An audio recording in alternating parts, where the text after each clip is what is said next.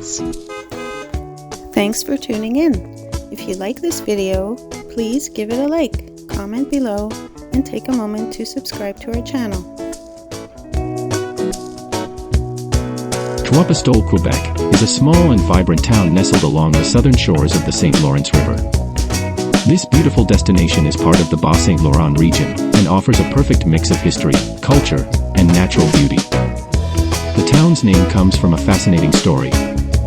It's said to refer to a silver goblet worth 3 pistoles, an old French coin that was lost in the river centuries ago. Trois Pistoles is a paradise for nature lovers.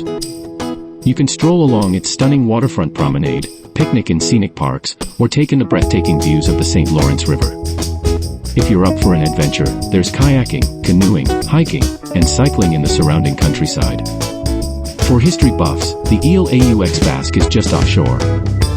This island, used by Basque whalers in the 16th century, is now a migratory bird sanctuary. It's recognized as a National Historic Site of Canada. Trois Pistoles is cozy and lively, with its charming streets, colorful houses, and welcoming community. It's a wonderful place to visit and explore. Thank you for joining us in discovering the beauty of Trois Pistoles, Quebec.